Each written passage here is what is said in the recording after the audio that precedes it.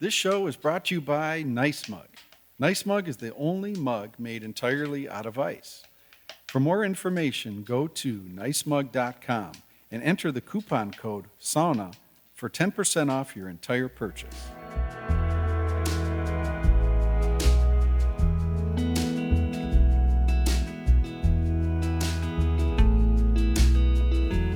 Well, hey everybody, this is Glenn at Sauna Times, and hey, Season 3 of Sauna Talk. Welcome. This guest is no stranger to Sauna Talk and actually Sauna Times. John Pederson lives in Minneapolis, Minnesota, land of 612. Real close buddy of mine. Great guy, a huge ambassador of sauna. And when we first heard John on Sauna Talk from the bench at my cabin sauna, we were in northern Minnesota to celebrate Sauna Day 2016. Just out of Embarrass, Minnesota, every year, early May.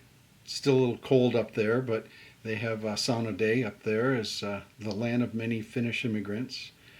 Then we heard from John along with fellow 612 Sauna Society Steering Committee members through a separate Sauna Talk episode.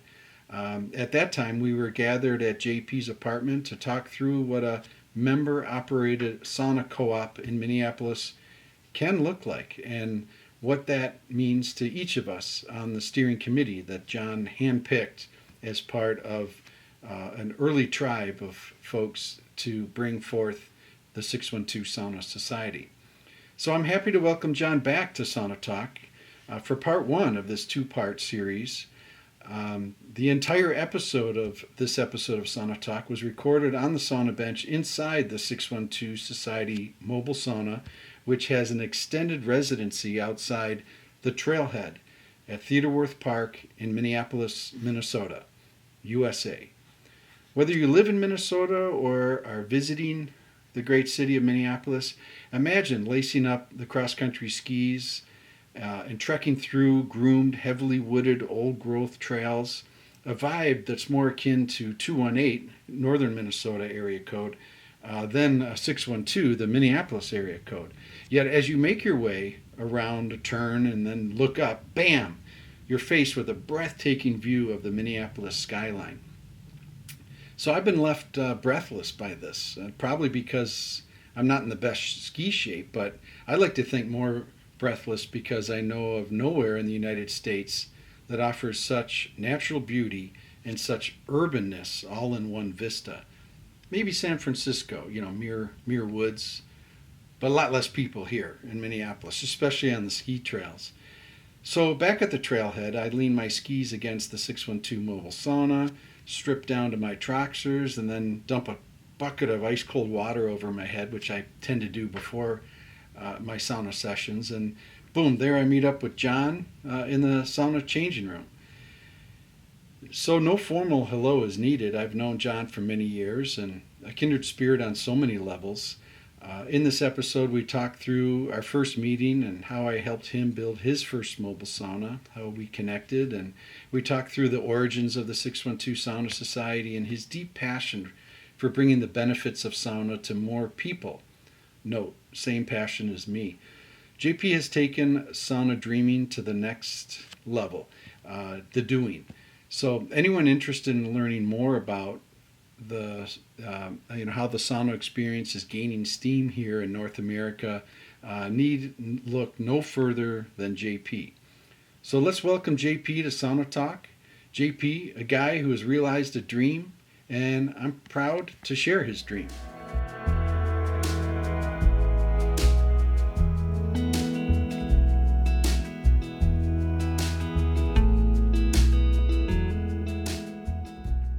Well, hey everybody. Welcome to Season 3 of Sauna Talk, the podcast about sauna and most often recorded in the sauna. And this episode is no exception. I'd like to tee up where we are right now. We are in Minneapolis, Minnesota at the Trailhead, Theodore Wirth Park, Minneapolis.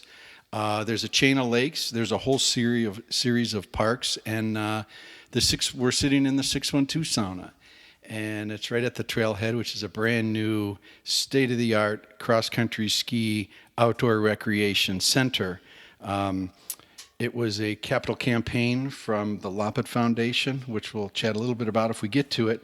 But I don't want to chat too much. I mainly want to have my guests chat today. I'm a big talker. I'm Italian. I can talk all day. But who do we have here?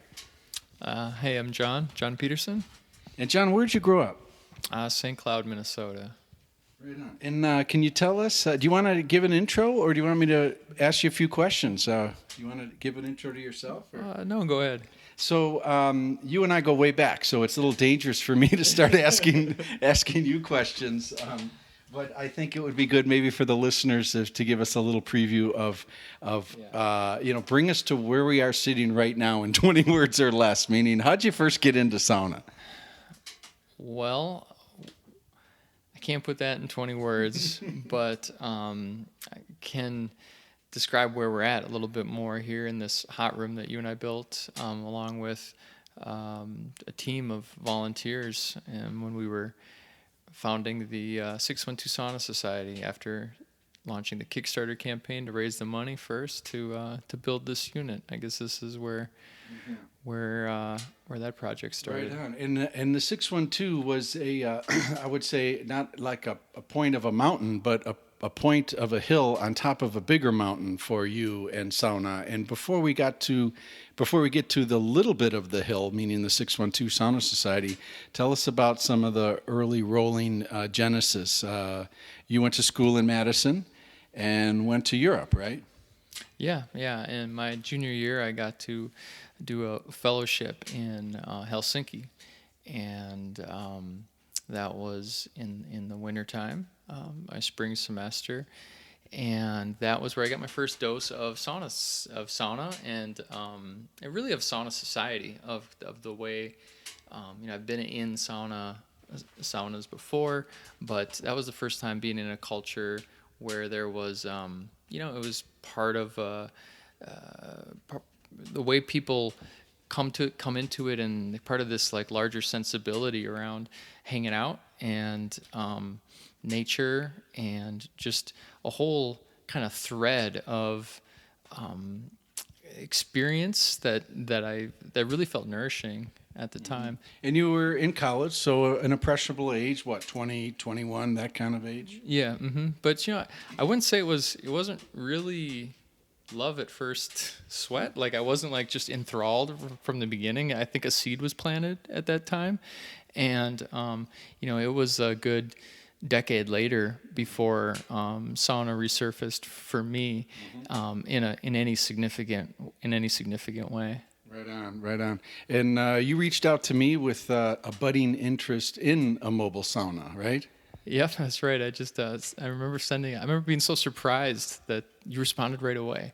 And I just had a few questions, and I remember finding your website, Sauna Times, and getting a response. And I don't know if it was you or me that suggested getting together for coffee, but I just remember next thing I knew, we were sitting at Mayday Cafe talking about, you were leading me down the path of the next step, and it's been a slippery slope.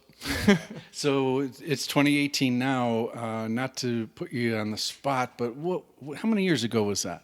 I guess that was 2013, 14. The winter of 13-14. 5 years ago. I will say maybe it seems like yesterday, but then it seems like a decade ago. Yeah. A lot's happened. So you and I collaborated. I helped you on that build. You went on Craigslist and bought a trailer, a kind of a tiny house project that was in midst of completion, and you and I gutted it.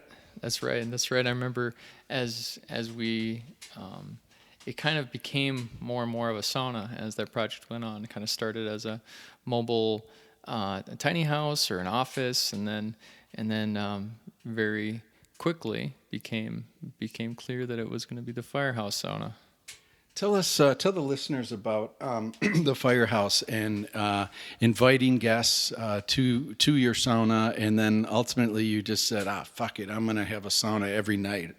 That's how I remember it, because it became so much work, as I remember. Not work, but a labor of love to, once you had the sauna, to invite and be a host.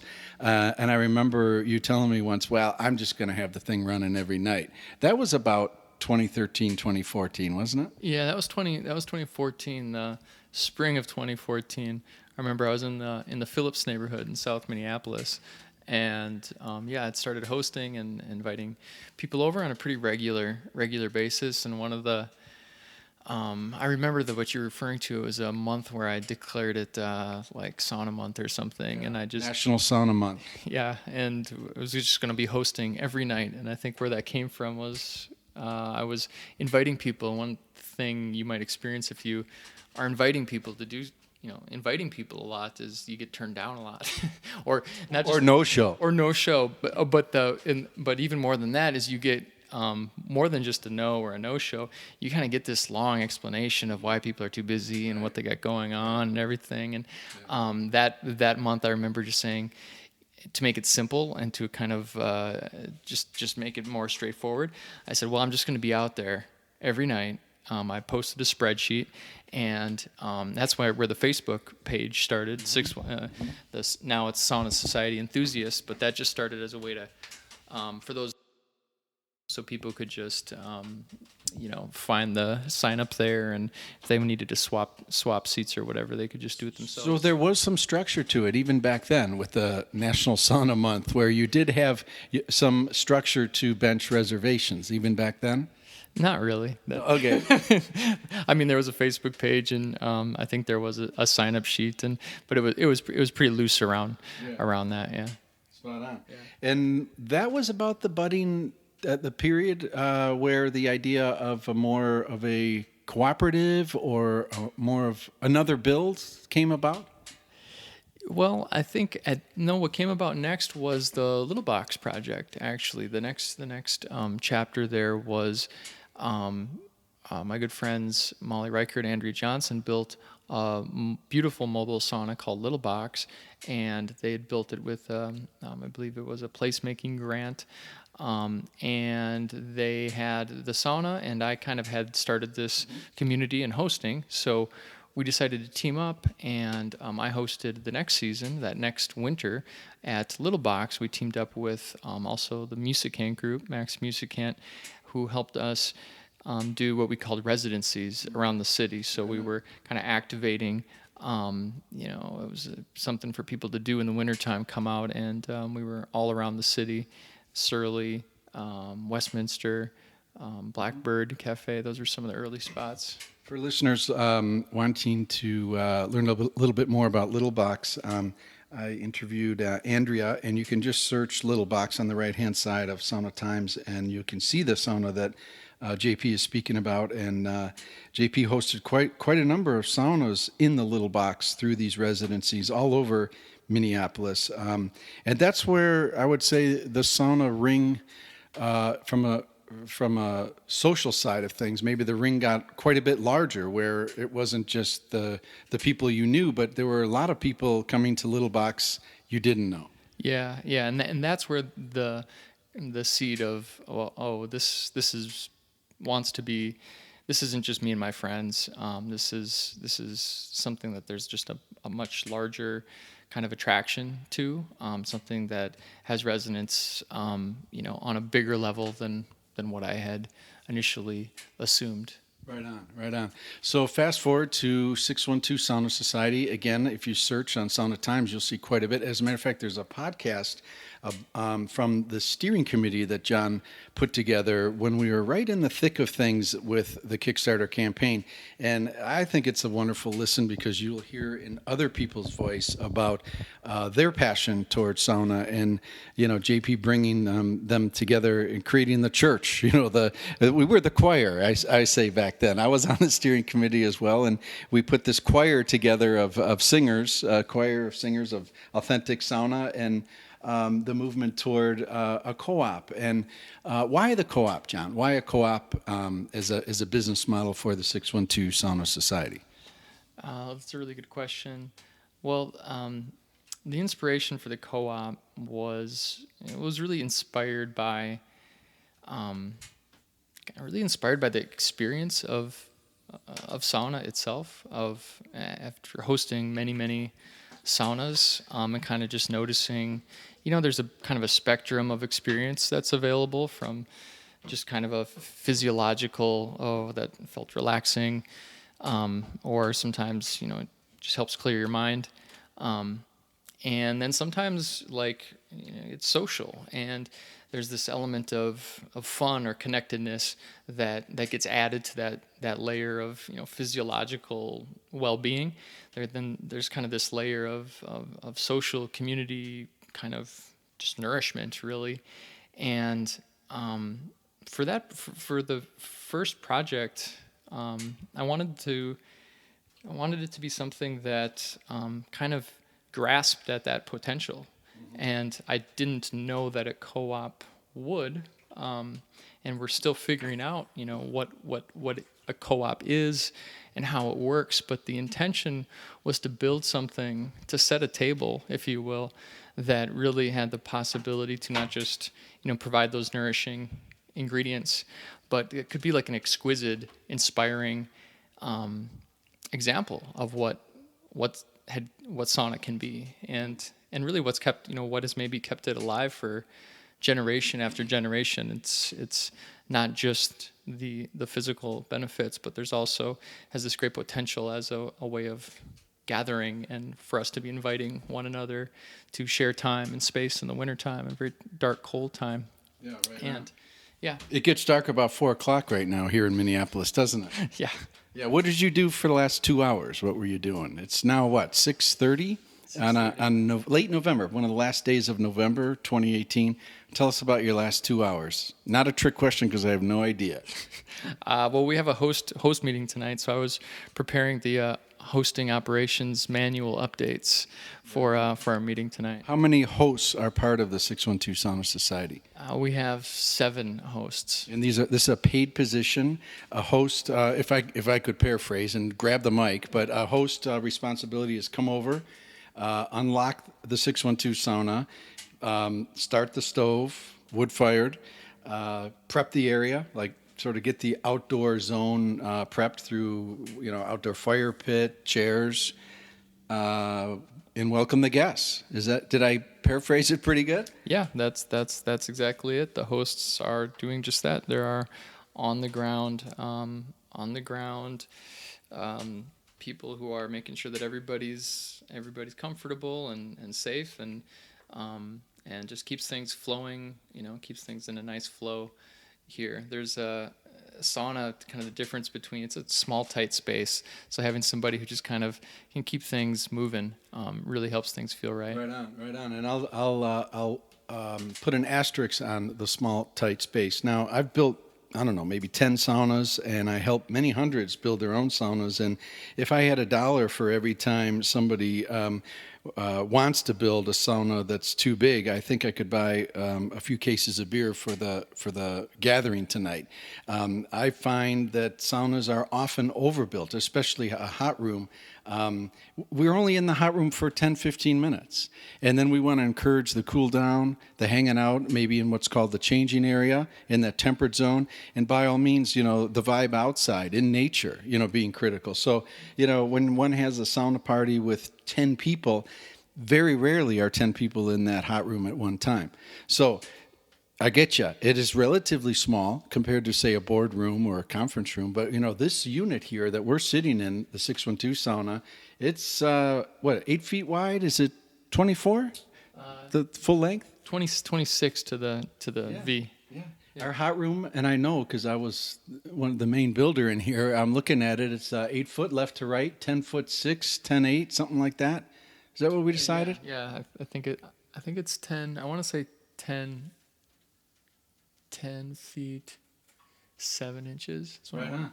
So I want to go back to when we were building this thing. So the Kickstarter campaign funded, and I felt there was a gun to our head. I don't know what the critical deadline was, but there was a sense with every sauna build that I'm involved in, there seems to be a sense of urgency, and that's okay. There's what is it? Whose law is that? Where work fills to the time available?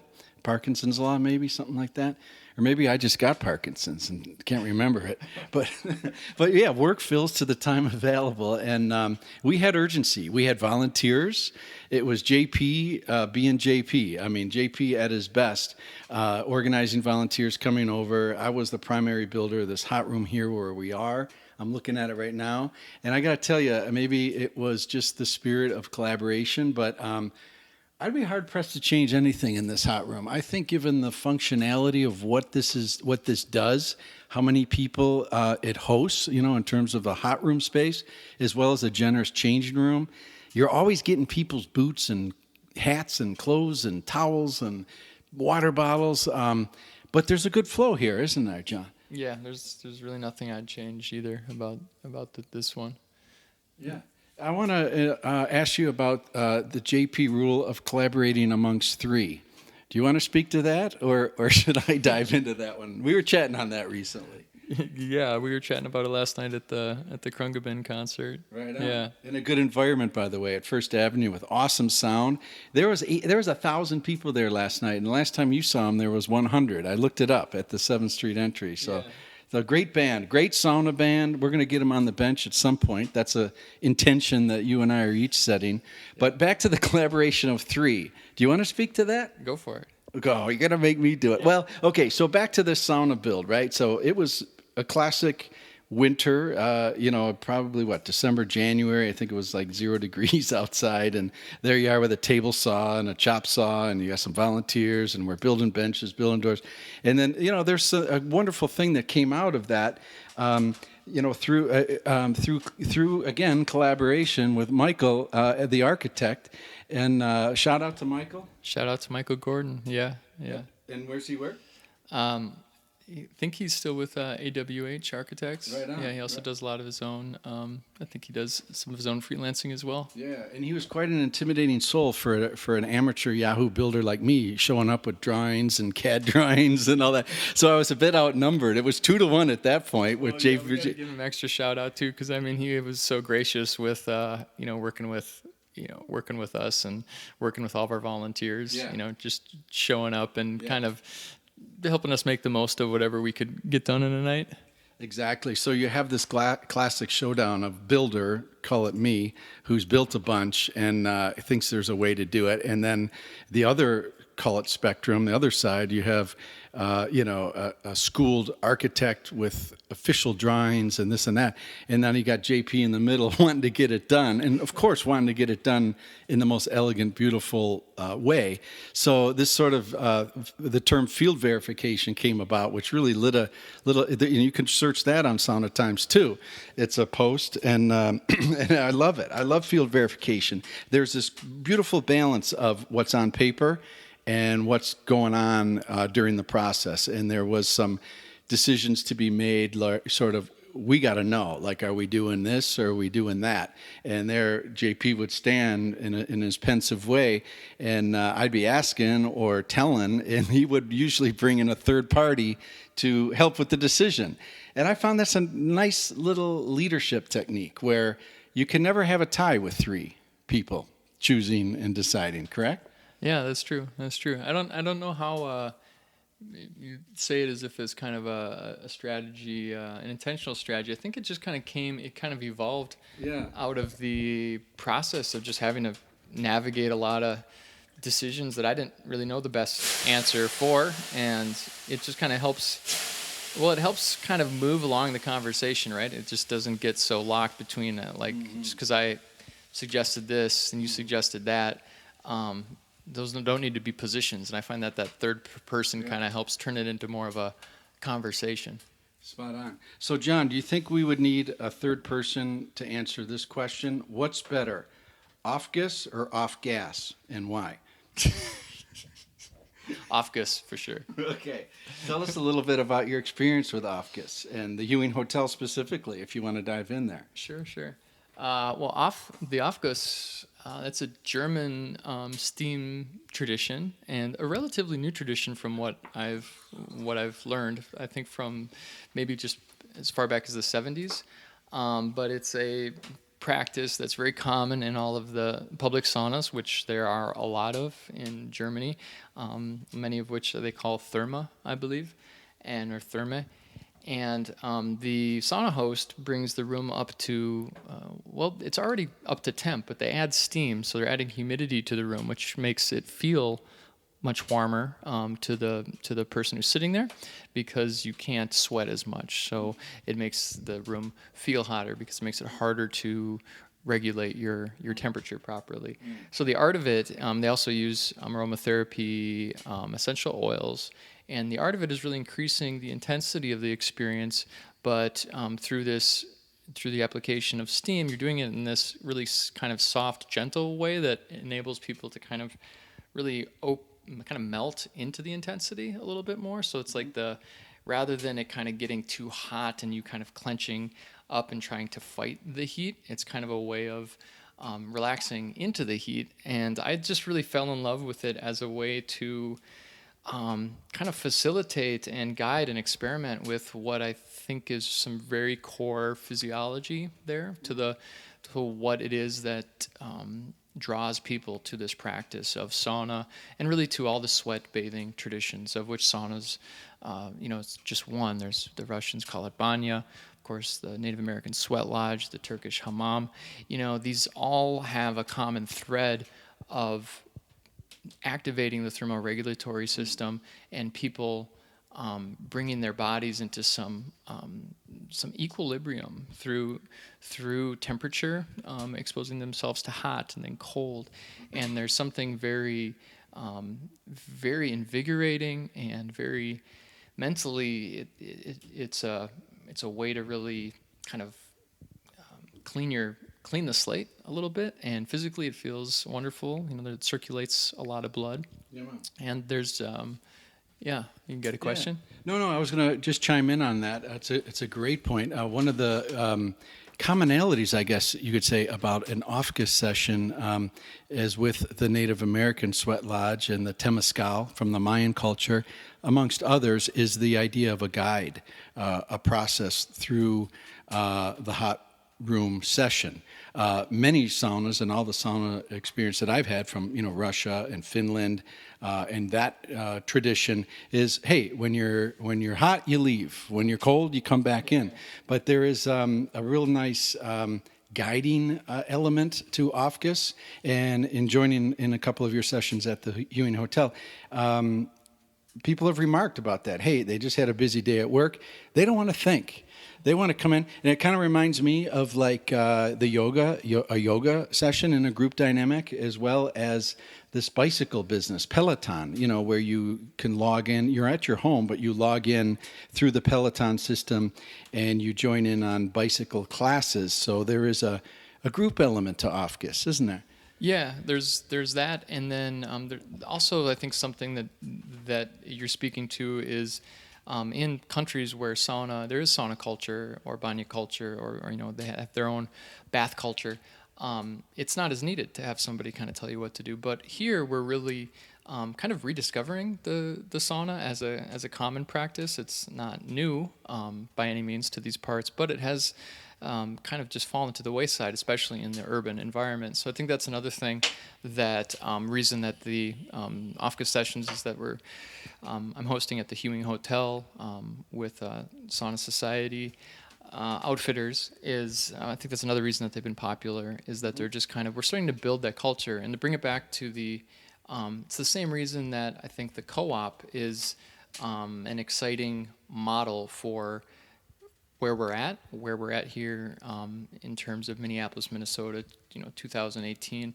I'm not trying to preserve and share a tradition like the Finnish sauna tradition. I'm trying to discover what this tradition is here and now, using the elements from the traditions that have come before, but taking what works, and this is what's kept it alive for thousands of years, and that's why you find different variations in different parts of the world. People have been, tweaking that basic experience of sweat bathing, heating up and cooling down, working with that just healing physiology, and adapting it to their time and place. And in thinking about what does that mean here for us in this time and place. That's where I came to the co-op, of a way of engaging people in a way that's very, I think, real, right? You actually own the business. So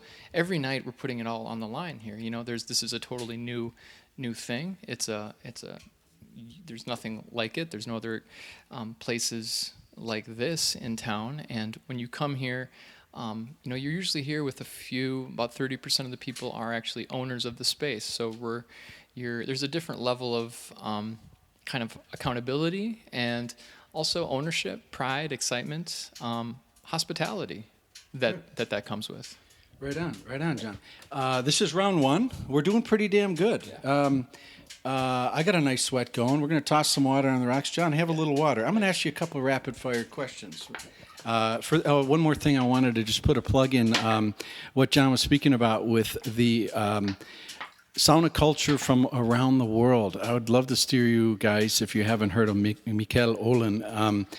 He's on Sauna Talk. You can search for my interview with Mikael and his book, Sweat. Mikael is doing some wonderful film work around the world for a series soon to be launched about sweat bathing as a world practice. So a little plug on that. Hey, John, shoot. Before we hit this last round, I just wanted to kind of like wrap up that last comment on, so the ownership that, why the co-op? Well, in a place where we're really trying to create a culture and to create a tradition, this enables us to, kind of create a season together. We've kind of walked through some of the history. The first year in my backyard, the next year with Little Box, last year, it was really, Surly and American Swedish Institute. And every year we kind of learn more, and we kind of discover what we want this to be. And this year we're discovering what we want this to be, like what's possible. And we don't know it yet. We don't know what the potential, what the optimal experience for the people who are signing up to be a part of this. We're discovering that together. And that is, I think, an appropriate kind of arrangement, posture, or organization for trying to figure out how to share this type of, not just an experience, but tradition in a way that's dynamic and alive, and not, preserved under some kind of misguided notions of protecting tradition. We're creating tradition, living tradition, discovering it together. So, John, there's something about your DNA that's has gravitated toward hosting. The idea of us being a sauna meister, a host. If you had to guess, and I'm putting you on the spot, how many sauna sessions have you hosted since the beginning, since your sauna, let's call it since 2013, when your sauna was up and running, moving forward into Little Box, and moving forward now as, call it lead hoster, I would have to say, as Chief Firewood Officer for the 612, and now having, I hate to use the word disciples because they're not. They're right in there with us. They are hired, trained stokers. They are imperative to the operation of the 612 Sauna Society, because it's just not JP hosting saunas. I mean, this is bigger than that. So, got a number, roughly speaking, John? Well, I'm glad you brought up the stokers, and that's that volunteer core that really got us, really launched things last year, and now we have the hosting team, because we're just open so regularly and need more of a consistent staff. But the volunteers, and that's just this hospitality aspect of the organization is so important. And that's what we're figuring out now, is what the next iteration is going to look like, with the delegation of things to a paid staff. And now what type of space does that free up for member owners and volunteers on the hospitality spectrum? But to stop dodging your question, you're not putting me on the spot. You told me you might ask me that one. So I did some back in the envelope number crunching before I came over. I estimate around 5,000. And these aren't 5,000 sauna rounds taken by people. This is a $5,000 or 5,000 Days. Yeah, 5,000 day commitments of days. So 5,000 days, you could say, even. No, you can't, because it's number of guests. Oh, 5,000 guests. Right, yeah. 5,000 guests. Okay, very good. Now, here's an on-the-spot question. Rough estimate. So, okay, so if you were to back that out, you could say average numbers of guests just by just say math at 5. So that would be maybe about 2,500 sauna. No, it would be less than that. About 1,000 saunas. Put me on the spot doing math in a sauna. No, I know the numbers, but I would say 1,000 sauna sessions you've hosted as the sauna meister. At least 1,000, right? Sounds about right. Right on. Yeah. Right on. Okay, so now here's the leading question off of that one. If you had to pick one sauna session out of 1,000 that you've hosted that kind of encapsulates, summarizes, maybe even a story or an anecdote that is the opposite of what the intention was. Is there something that comes to mind in these 1,000 sauna sessions that you've hosted that you'd like the audience to hear a story at all? Well, you can pass because I got. Well, I'm not going to pass, but I'm going to kind of change it a little bit. So we're sitting in the sauna right now. And we're having another one tonight with the hosts. And to me, the best one is the next one, the one coming up, right? It's such a great thing we talked about it this morning, having that to look forward to at the end of your day, and the way that it kind of, can align your, just align your attention for whatever bit of time you have to look forward to it. Yeah. That's my favorite. I love it, and that may be the answer to one of my rapid fire questions that I ask all guests is, as you think about here it is Wednesday, and you're going to be taking a sauna. So from when you wake up until tonight when you go to bed, what is your favorite part of a sauna session? The anticipation, the leading up to. Round one, the cool down, the cold rinse.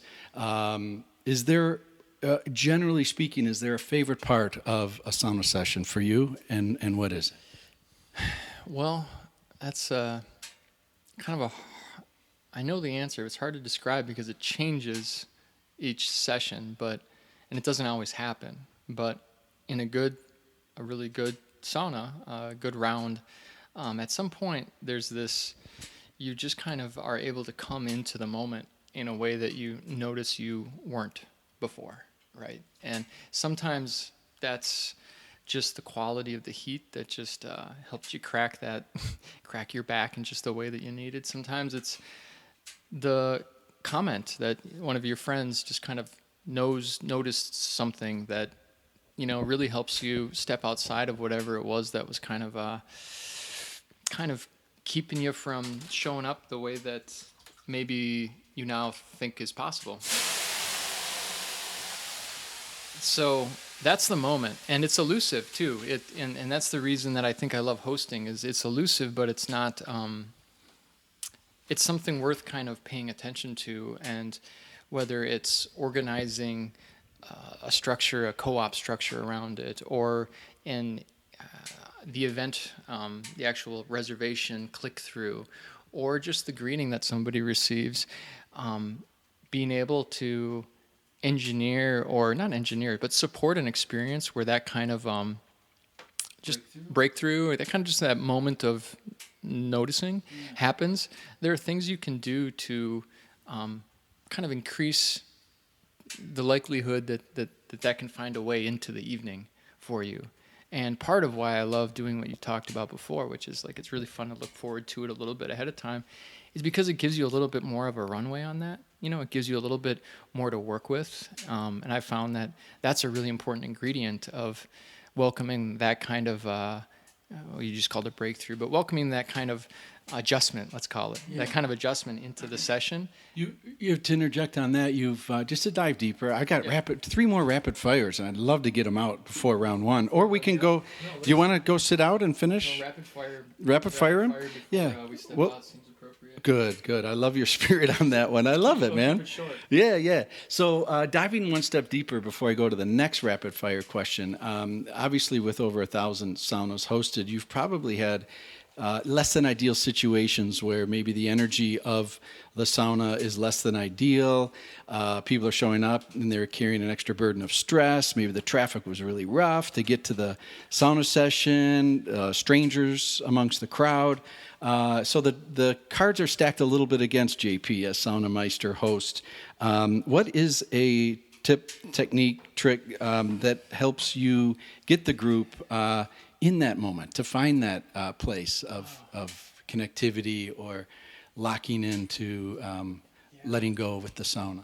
That's where just everybody else, if it were just me doing everything I could to get that done, I think that would have wore out a long time ago. But what I've found is, whether it's you or the other hosts, the other co-op members, or the guests at the other people come in and kind of add an element, add something that's just needed in a way that you couldn't really have anticipated.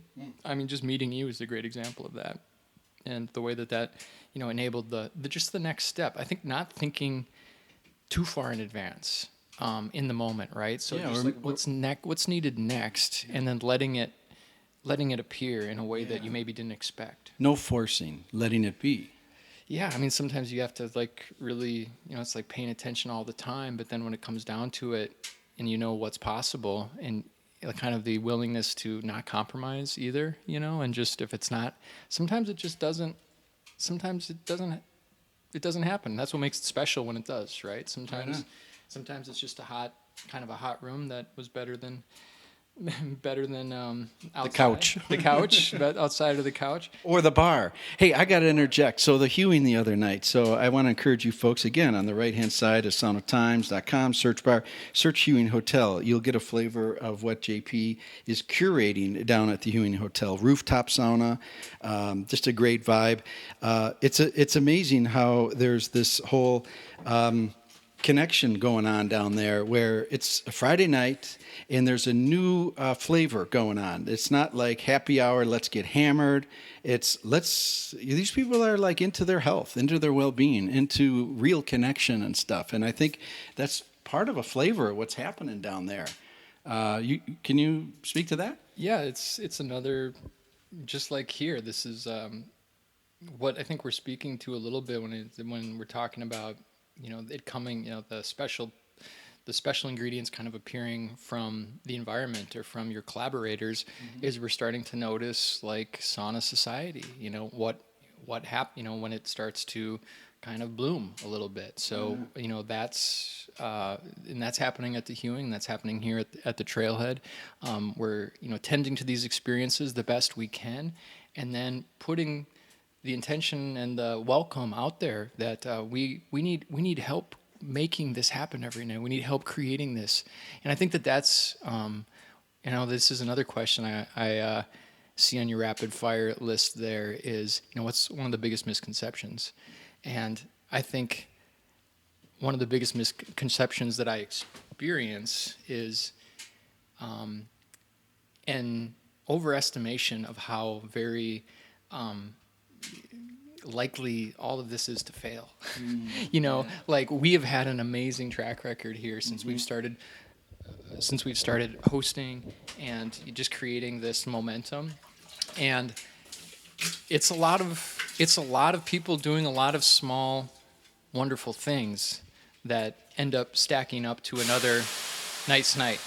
And this is one of the things that I think we start seeing in like a group like the co-op is we're not used to things that we have to, organizations, communities that there really is, we're really not entitled to them being spectacular. We're really not entitled to them happening at all, and they can be, but for that very reason they can be so much more than like getting your money's worth. They can be something very very different and more spectacular. So, John, if you could take a sauna with anybody in the world, dead or alive, past or present, who would you choose? Anyone come to mind? First thought come to your mind? The first one that comes to my mind is just because it actually just happened last week. I got to sauna with Stephen Jenkinson, who's an author and a speaker and teacher, and somebody who I learned about his work through Margie Weaver, who kind of turned me on to just what he's supporting out there in the world, and seeing a lot of what's beautiful and worthwhile about this project in what he's trying to help people kind of navigate. And he got to come, and he was on the road and doing a tour, and just got to come and experience the sauna. It was we didn't get a chance, we didn't chat very much. It was just a really straightforward sauna session, more or less. And there's like, looking back now, it's like, oh my gosh, there's so much I wanted to ask him or say. And then I said that one thing, and it sound a little too whatever. But, you know. What would you have liked to have asked him if you had the opportunity? I don't even know, but you just have that expectation of, Right. I know, a once in a lifetime opportunity. You know, what do you do with it? Well, I try to just be happy with, you know, we got to share the sauna together, and we got to just be there, and yeah, that'll be enough. I got one more, John, and then I got to cool down. This has been good. Mobile sauna. It's right in your DNA. It's right in my DNA. We are on the cusp of some awesome mobile sauna. If you could bring a mobile sauna anywhere in the world, where would you choose? Well, again, I don't like this question. The reason I don't like it is because everything I'm trying to do right now is so we don't have to choose one spot, even if it's the best spot. I mean, there's no reason why there can't be dozens of just awesome sauna experiences, you know, public, private, you know, friends inviting you over. There's no reason this can't be available in just so many ways and so many places that have their own unique charm and unique time and place to be like exactly the right place to be sweating on a given night. And you know, the co-op's one front. I'm still hosting at the Firehouse now, starting to expand the program at the Hewing. Now we're working on new mobile sauna build with you and Rod Bursmith. So yeah, I mean, I don't want to choose. I'm kind of got all my cards on let's not choose. Let's create a bunch of awesome experiences and enjoy them all. So, John, I'll put links in the show notes. How can people find you, and any other statements, thoughts for the listening audience on Sauna Talk? The way to find everything that I'm working on is to go to Sauna Society Outfitters. Have a newsletter there that I post links to all of the sauna happenings in the Twin Cities and elsewhere that I just think are interesting and worth checking out, including the co-op here, including the Hewing, and including a bunch of pop-up opportunities. A little thing I just learned is I think Little Box is going to be back in rotation this winter. So as soon as I learn the details of that, I'll include that in there. John, I want to thank you very much. I don't mean to rush this along. Part of the beauty of Sauna Talk is we can get into this long form, but I'm only constrained by my need for cool down. So we just left the hot room, and we're going to get the endorphins rushing. And JP, thanks. This is long overdue. How long have we been planning this chat? It feels like over a year. Yeah, and a lot of it's on me. I'm all bogged down with this GarageBand, Upload, Libsyn, blah, blah, blah. There will be an easier way to launch these things, but I'm not whining. I really enjoy it. It's just such a pleasure to bring you guys, John Pederson, 612 Sauna Society, Sauna Society Outfitters, and all the great rising tide lifting with sauna all over.